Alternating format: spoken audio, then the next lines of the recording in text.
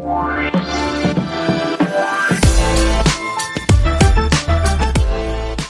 everyone, and welcome back to Life with the Liz and Bees. I'm Sammy. And I'm Hunter. Today, we got a crazy topic. You guys voted for it, so Yeah. you want to hear about this. Hunter and I are a little nervous to talk about it, but we're going to do it for you. We're going to talk about it. Today, we're talking about in-laws. How to deal with your wonderful in-laws. in-laws. No, but we love our in-laws, but we do. know it can be a struggle in marriage. So today, we're going to talk about that. So we're excited to talk about it, and we'll see you guys on the other side.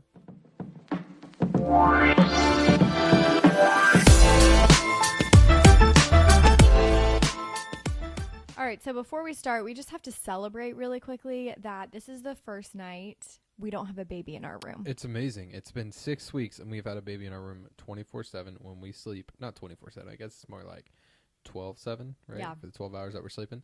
But it's exciting. So we've got one baby on the monitor here, And then and then we have the other baby on the one monitor. toddler that has never had more energy than she's had today. So I'm on Leighton duty, and Hunter's on Lily duty. So if Yeah. one of these babies wake up, Pause. we'll be right back. All right, so we looked up some crazy stories about in-laws because Hunter and I, we don't really have a crazy in-law story. I love Hunter's parents. He loves my parents. We have a really great relationship with both of them. So this podcast is not to throw my parents or his parents under the bus. That's not what this is about. Yeah. So we are going to just kick it off with a really funny in-law story that I found on Reddit, okay? And it's a short story, but we're going to talk about it. So this wife, so this is about a mother-in-law. I just Okay. feel like all the stories are about mother-in-laws. These poor mother-in-laws are always getting hated on. It's not usually father-in-laws, right? No, I have a great mother-in-law. I have nothing negative to say about her. So here's the story. This wife submitted to Reddit. She said, when my mother-in-law was 70, part of her celebration for her birthday was a 4-day cruise. My husband was invited without me. He came back furious. She had spent the whole 4 days nagging him to divorce me. We had been married for over 20 years and had 2 adult daughters. Okay, so the first thing that I want to say is, why did your husband go on the cruise without you? Yeah, why would you decide to go to begin if with? you're the husband and your mom doesn't invite your wife, Of why 20 are, years. Why This are you isn't going to even- allow that? This isn't even like a 1-year marriage. Like, this isn't like This a marriage. is 20 like, years. you have kids already. And your mom is 70 years old. Okay, she's not that old. 70 is kind of old, but I don't know if I'm debunking this story or not, because that's just insane. it just breaks my heart, honestly, because the husband sucks. The fact that the husband went on the cruise for his mom's celebration and didn't put his foot down and say, no, I'm not going unless you invite my wife. That first off, needs to be addressed. You would never do that to me. Yeah, absolutely. Because I would we're do it to you. we're a family now. I just missed that because I was talking. No, you were talking there. But we're a family, and we talk a lot on our podcast about the Bible, and the Bible talks about when you get married, you leave your father and mother, and you become one with your wife, and then you become a new family. So And that is very important in what we're going to talk about today. With everything we're going to talk about, we have a good relationship with our in-laws, and I don't know if it's because of them or because of us. I think it's a little bit of both, right? And it's because we set these boundaries and we have these different things that we do that we think helps with it. So hopefully today we can talk about those. But with this story, man, anything you want to add that you think is I think crazy? I want to debunk it, because I think that's just crazy to think that you now have been in a marriage for 20 years. So you're probably 40. You're going on a cruise as a 40-year-old man by yourself with your mom that's 70. That just doesn't even, I can't even comprehend. And the fact that you get back from your cruise and you clearly have great communication with your wife, because then you go to your wife and you say, And you tell hey, her. for 4 days, my mom has been trying to get me to divorce you. So clearly you love your wife. You've been with her for 20 years. You have 2 kids with her, and you're going to be honest with her, and you're going to tell her how your mom was acting, but you're still going to go on the cruise without her.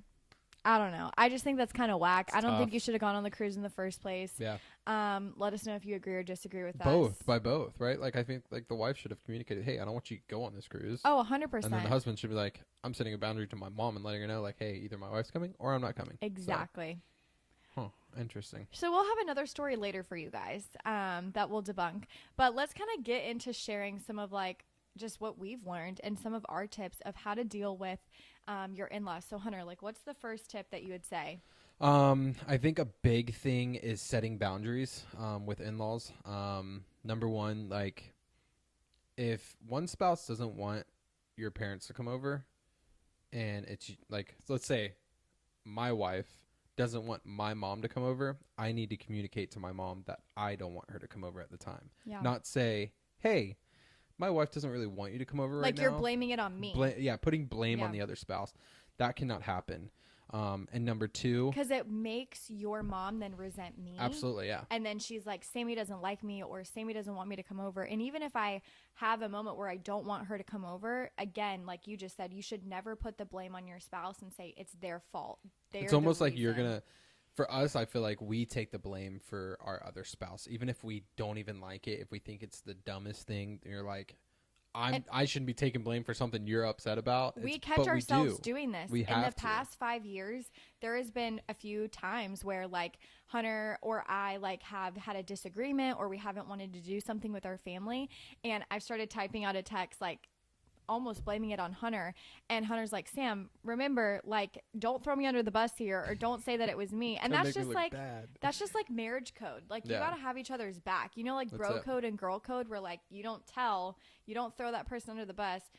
It's the same thing in marriage. Like you have to just take that responsibility for your spouse when you're communicating to your parent. Yep, that's it. That's the whole point of this. And then my kind of other point was basically the same thing. It's just communicating to the spouse's in-laws should only be on the spouse and their parents. It shouldn't be the in-laws and the other son-in-law or daughter-in-law that are talking about situations. It should, when there's any kind of conflict, it should always be between the child and the mother, and child and father, not the child and the in-laws. So I think there's like two parts to this. So like the first part is when you have kids and your in-laws, so like my mother-in-law, for example, let's say that my mother-in-law like does something in front of me that I maybe don't agree with towards my kids. Yep. If Hunter's not around, depending on how comfortable I am like with my mother-in-law, like I just may address it right away and say, hey, we don't feed her that, or we don't speak that way, or we don't watch that show if I feel comfortable. If I don't feel comfortable, then I'm going to not say anything in the moment, but then I'm going to come to my husband after and say, hey, your mom did this with our kid earlier. You know that we don't allow her to watch that or say that or eat that or whatever it may be, whatever the boundary is that you have set. Yeah. And you tell your husband and say, hey, you need to communicate to your mom like that we have a boundary on this, and that this is how we parent.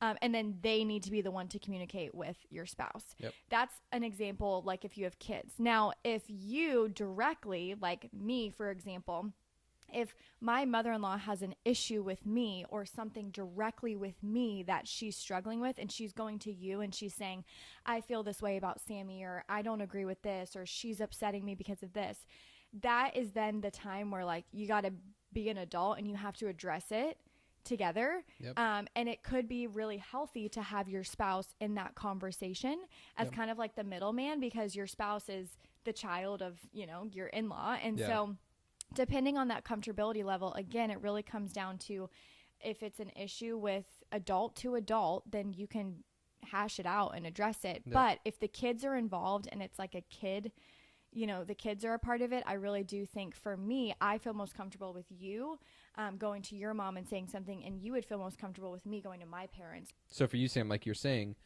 if it's with the kids, you have your spouse address it with their parent. But if it's adult, do you think that they should have their spouse address the issue that you have with that adult, or do you think that they should address it themselves? I mean, I think it comes down to your comfortability level, right? Yeah. Because everyone's going to have, right? Like some of you may only see your in-laws like once every 10 years.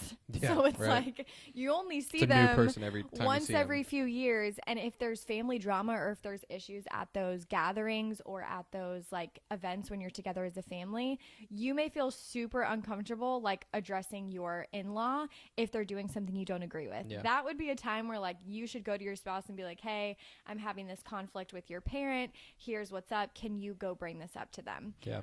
Now, if your in-law like lives near you, hangs out with you all the time, is around your kids all the time, then you're really like truly doing life together. And so you may feel more comfortable if there's a disagreement to just like hash it out right then and there with them. Yeah. And so that's kind of what I think. I just think It all it comes down to to your, comfortability, to your right? comfortability level. Yeah, But I if couldn't you're agree more. and why don't you kind of talk about the spouse part? Like if your spouse isn't stepping up, what you should do. Yeah, I think so. If you are having an issue, like let's say I'm having an issue with Sam's dad and mom, and I'm like, listen, Sam, I'm so over this, and I need you to kind of address it, though. I need you to talk to them about the issue that I'm having and kind of put it on you, because I don't want it to make it look bad. And if it makes me look bad, then we're going to have this bad relationship. And if you just say, no, I'm not doing that, you need to go do it yourself. And I'm like, I don't know if I want to do that. And then, maybe I don't say anything, which can be even worse. I think that's a conversation you need to have with your spouse and just say, hey, this is why I need you to do this, just because of this. I don't want the relationship between me and your parents to go bad. And I think it'll come off better if you say it instead of me saying it. Just because And they know you, they have a better relationship with you. Like having them then, as a mediator, right? Mhm. Like there can be disagreements you have with your in-laws that you don't feel comfortable addressing without your spouse. Yeah. Like if I had a disagreement with your mom, even if it's not that big of a disagreement, I may have you there with me because we're a team. And we're you one. always take your spouse's side. You don't have to in the private. Like when you guys are private, you can be like, I am totally not what you agree with. Right. But you always have to take your spouse's side because, again, it's going to end up taking your parents and you pitting against your spouse. And you do not want that in your relationship because then it's just another thing that can hinder your relationship. And it depends on the situation. You Yeah. know, like let's say, for example, I mean, this is a common one, right? Like cheating. Yeah. Like if you're cheating on your spouse Mm-hmm. and let's say that you've like told your parents Mm-hmm. and your parents know about it. Like what if your parents go to your spouse and tell them or whatever, like, Mm-hmm. and boundaries are crossed? Like it kind of depends on the situation, right? It Because does, when yeah. there's kids at play, when there's marriages at stake, when divorce is in question, Mm-hmm. like there could be different scenarios of how you're going to communicate differently. Absolutely. But what we're saying is when it comes down to an issue being had with a specific in-law, you should always have your spouse address it with you or address it for you. Yep. So they're Love addressing it in place of you addressing it, or they're addressing it with you in the room present to hash it out. And it just depends on the situation. So It depends on the situation. There's and so if you many have a specific situation right now with your in-laws and you're like, I can't figure out how to navigate this. Hunter and I are not marriage counselors. We're not marriage experts. But maybe if you just want like a second opinion from someone who, is a believer and that has some marriage experience, then send us a DM and maybe And I promise we won't can share your give you some drama. advice. We don't have too many people to share it with anyways, but we're not going to share your drama, I promise. It's just going to be us that sees it and that that's helps you and supports you. So setting boundaries is like the biggest tip. And then another tip that I think really happens yearly that we want to share with you guys is setting the boundary to rotate family vacations and family holidays. Yes, that's really big. Because you've got Thanksgiving, you've got Christmas. We've been doing this since we've been married at 18. And you got to think how hard that is on our parents because they're like, you guys are still young. Like, we want you every holiday until, this age or whatever it may be. But we're 25 with 2 kids. We're basically 30-year-olds who have been married for 10 years for 2 it comes kids, to a point now because Hunter and I are at a point now where we're like, we have our own family. Yeah. So it's like, do we continue to rotate between your family and my family, or at what point do we decide we're doing our own That's a tough Christmas? one. That's one that we're like that's a different topic. discussing, right? Is Because like it's so hard to get all the kids together and bring them to a house that's not childproof, that doesn't have all the toys that the kids need, that just like it's just not really childproof. it's not That's their space. one of the biggest things. They're not like comfortable. it can be tough. So for Sam and I, we're navigating that now, and I think we'll make a way for it. I think we're still going to visit our family and we're going to invite them over, but I think it's going to be a kind of a boundary like, hey, this holiday isn't as important as this other one. So which one is better for you? Would you rather us come over for Christmas, or would you rather us come for Thanksgiving? Or would you rather us come for 4th of July, or would you rather us come for Labor Day? Just, it depends on the situation. So for us, it's something we're going to be navigating. And it's kind of like, when is that time? Because I see families all the time. They end up not enjoying their Christmas and Thanksgiving because they're so worried about pleasing their parents and their siblings from, their family. And it's just a tough one. It's one that we're navigating, and hopefully we can it's come like with a good the holidays solution. are the time to just like one, focus on the Lord, because, Christmas is all about him. Yeah. Thanksgiving is a time to be thankful. And so whether you're with your spouse's side of the family, your side, or you guys decide to do your own thing, it's just about being secure and joyful and confident in whatever decision you make. But over the past 7 years, like, Hunter and I have rotated between my family and Hunter's family, and it has been a challenge, and we have gotten frustrated some years, not because of them, because they want us there for Christmas, or your family wants us there for Christmas Eve, but because of our own lack of boundaries. That's it. Like, my family may want us to be there on Christmas Day, and Hunter's family may want us there on Christmas Eve, but they live in two totally different cities that are 3 to 4 hours apart. And now that we have 2 kids, we're going, oh my gosh, we're going to be in the car with 2 kids for 4 hours. 4 hours there and back. Just spend 1 day with you, to then drive all the way back, to then just spend 1 day with you. And it's just like.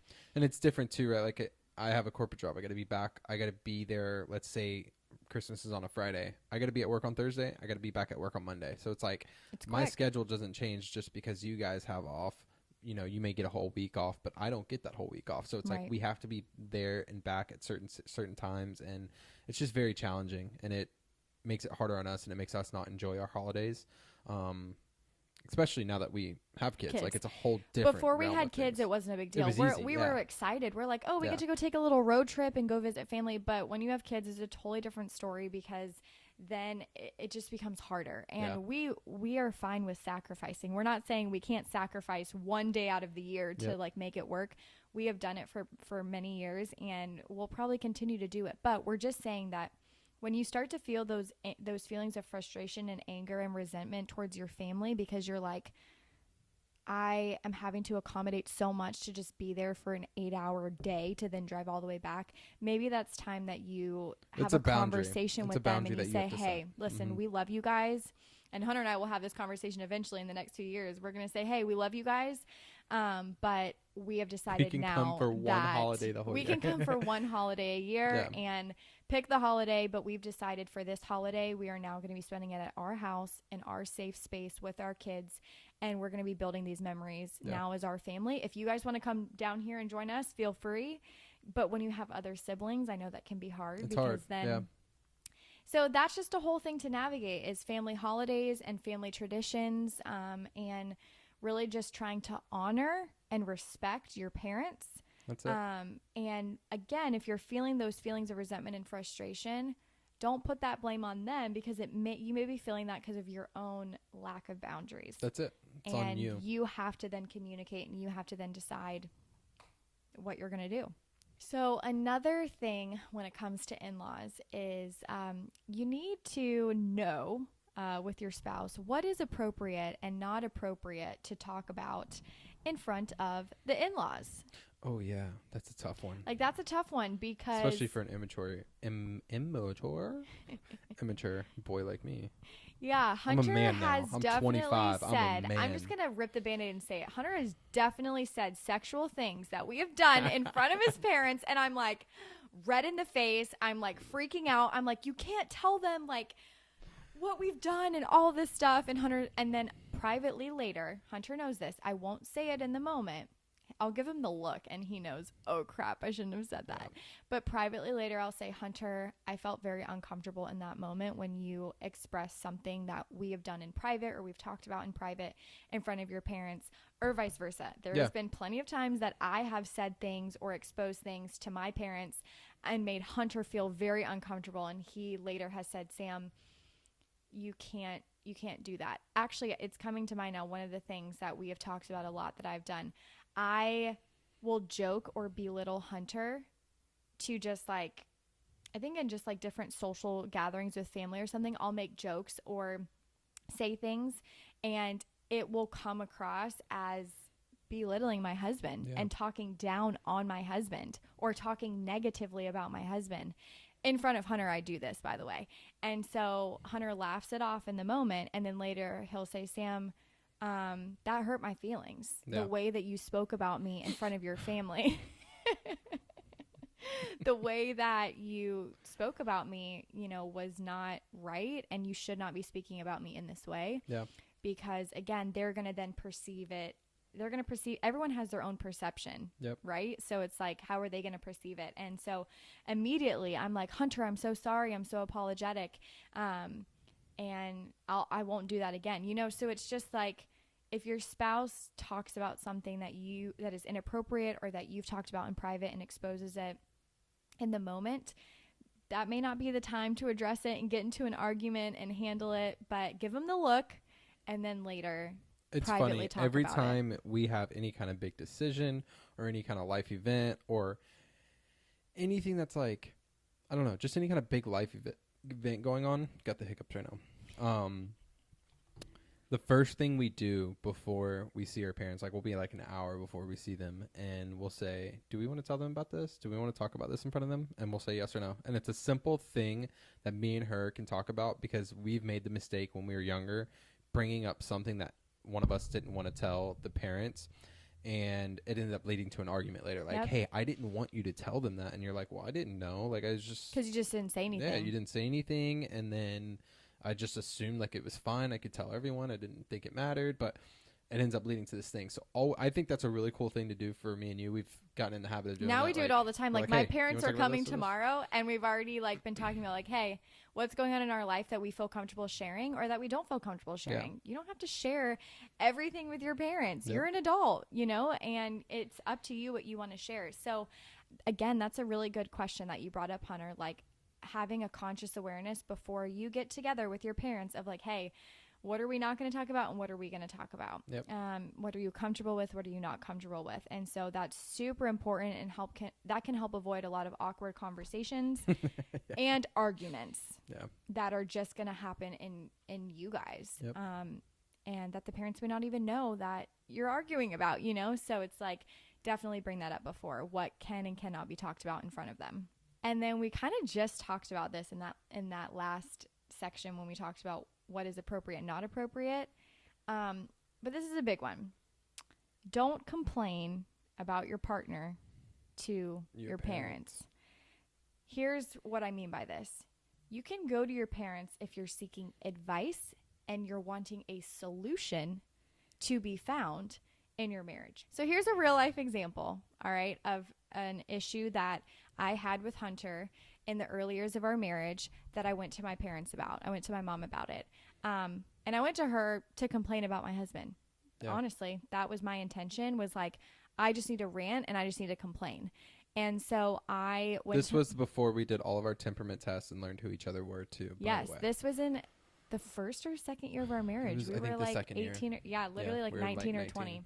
So I was struggling with Hunter not having a lot of guy friends because we had just moved to Tampa and I had two of my childhood best friends that came down to college with us. And so I had like two childhood best friends. I make friends so easily. I'm super outgoing. I had all of these friends, all of these things to do, all of these gatherings and social events and things that I wanted to be a part of. And Hunter was working full time. He was also a full-time student.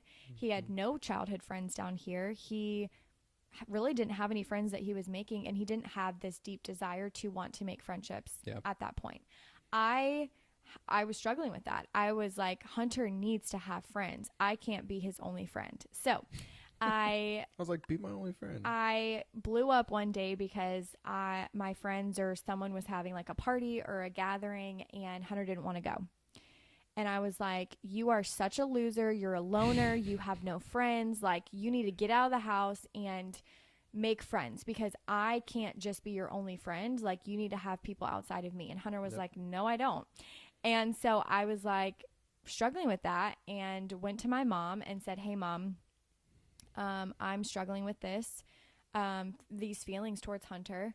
And I really was going to her because I knew that my mother was going to steer me in a direction to find a solution. Yeah. And I think that's the number one thing that you need to remember whenever you go to somebody about your spouse. You're not going to them to just complain and rant and bash your spouse, because a lot of women do that with their friends. And what happens is their friends validate their feelings about their spouse and then say, girl, you don't need him. You're better off without him. So divorce him. Same with guys. Especially single friends. Yep. If you're married and you're going to your single friends for advice, why? They're not married. Like, Yep. why would you think that they would have the wisdom and knowledge to help you through that thing?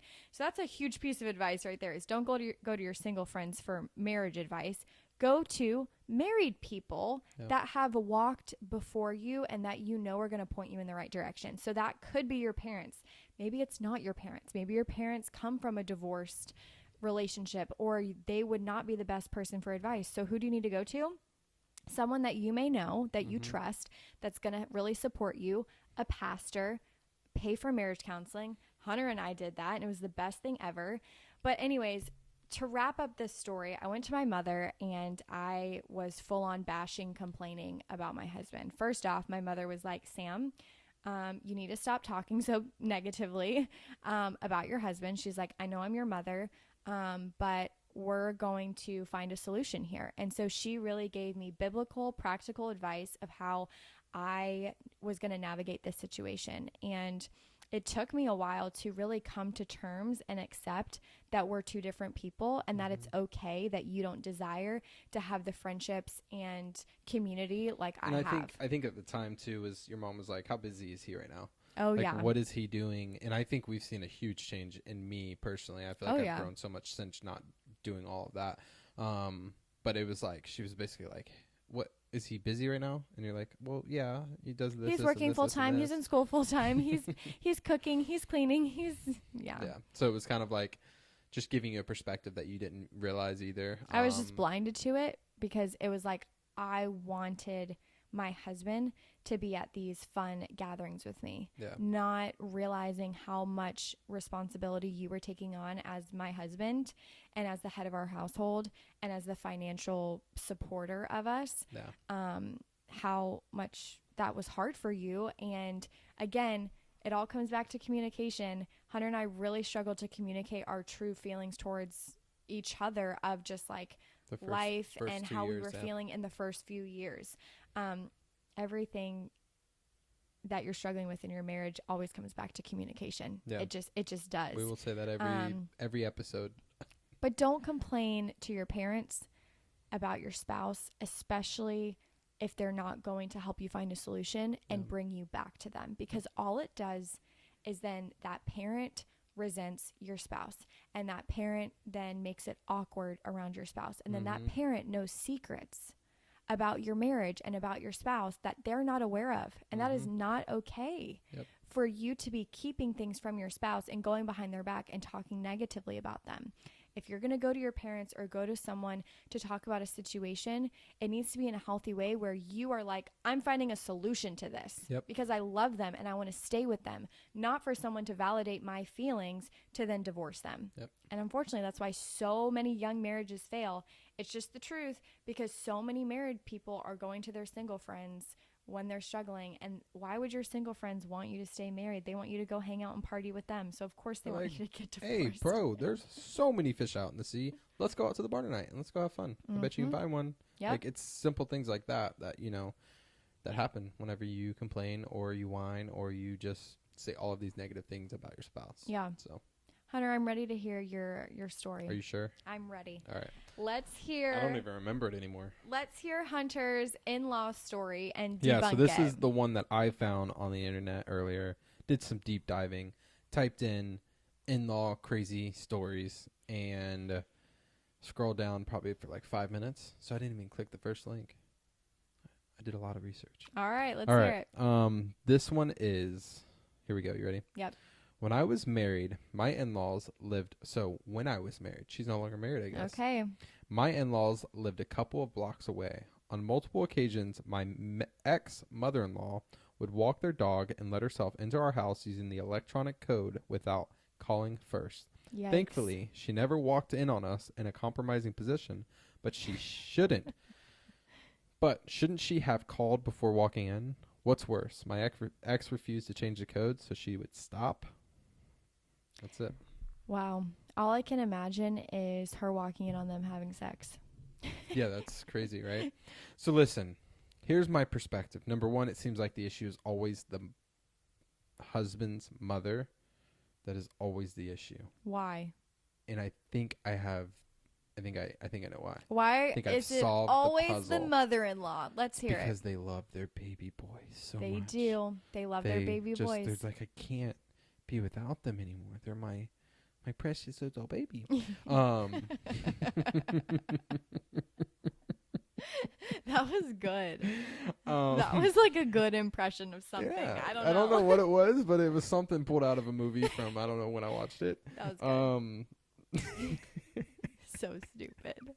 But I think that's it. I mean, I hear you. I get it. Like I got 2 daughters now, and the day they're gone at 18 years old, I'm gonna hate it. Like I'm gonna want to be with them all the time. I'm gonna want to be their dad or their man or their superhero. But I can't be that anymore. Once they leave and they're married, obviously I can be that after 18. Yeah. But once they leave and they're married, at whatever age, that is now their husband's duty, and that it's hard. I can see how it can be hard. But as the husband, you need to set that boundary with your mom. Like, if your mom is coming over every single night and feeding you and your wife can't even feed you, like, first of all, talk to your wife. Is that okay? Are you fine with your mother-in-law coming over or your mom coming over and feeding you both? Or would your wife like to start cooking for you? Yeah. Maybe she feels insecure because she feels like, hey, Yeah. I'm not even getting the chance to cook for you. I'm not even given the chance to clean for you. I'm not given the chance to do these things for you. I did because your not have an mother issue with is in that place.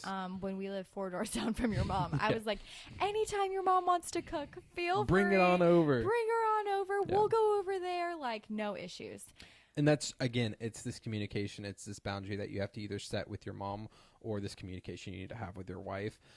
And like this story, like that's insane. How, as a husband, are you not communicating to the mom? Like, hey, I can't have you walking in. Number one, if we're doing something sexually, I don't want you to see that. Yeah. Because that's going to be terrible for my wife. She's going to be very insecure. And number one, I'm going to be freaking like, what the heck are you doing here? Like, I'm That going would to be be like more weird. awkward. And then number two, it's just, It's that's your space. home. That's your home. That is your family. You are with your wife now. Your mother, like, she's your family, but your wife comes first now. Yeah. And that's the boundary that you have to set, and that is a communication you have to have. 100%.